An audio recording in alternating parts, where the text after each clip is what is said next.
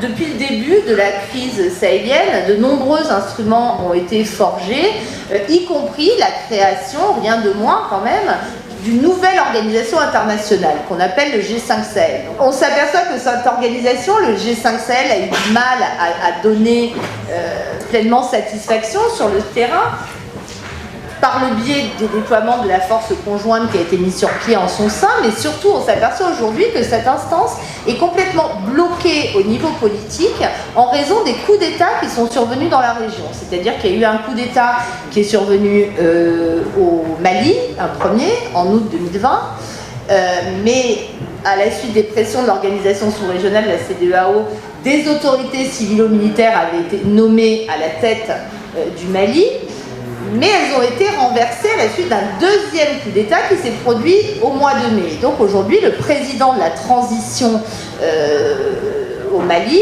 est un militaire, le colonel Assimi Goïta.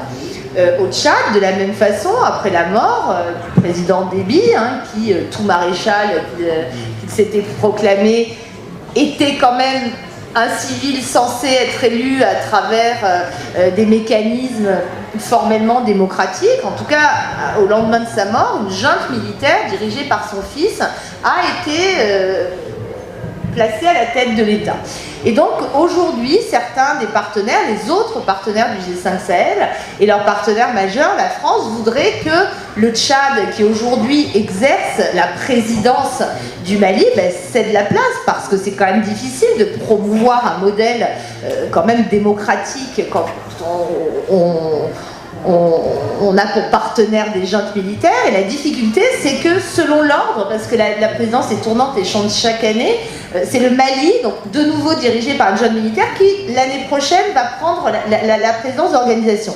Donc c'est juste l'un des exemples pour vous montrer que effectivement les questions de gouvernance et questions politiques, qui là pour le coup n'ont rien à voir, en tout cas pour le cas du Tchad, rien à voir avec la problématique de la lutte anti-djihadiste, compte énormément dans la gestion de cette crise. Et je crois qu'aujourd'hui, si au Sahel, il y a cet enlisement sur le plan sécuritaire, il y a cette impasse qui est devant nous, c'est parce que justement, on a surestimé l'importance du militaire dans cette affaire.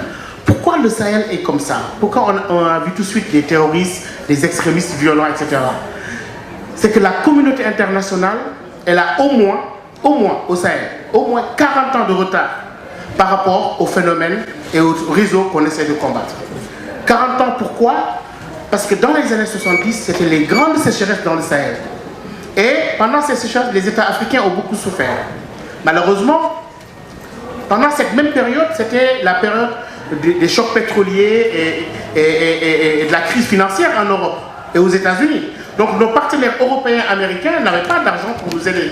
Qui avait de l'argent? Mais c'est ceux qui vendaient du pétrole. Mais ceux-là, ils avaient de l'argent, de l'aide apportée en Afrique, mais aussi ils avaient des idéologies à exporter. Et au même moment, comme si la communauté internationale n'avait rien compris, on a demandé aux pays africains la chose suivante, qui à mon avis est une bizarrerie. On demande aux pays africains, après avoir souffert de ces sécheresses, on leur demande maintenant quelque chose en leur disant maintenant, c'est un peu du Fukuyama, c'est la fin de l'histoire.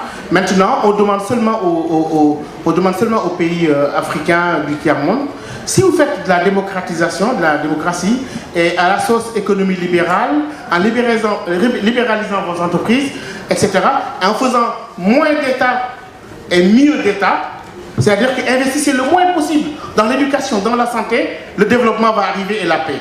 C'est le contraire.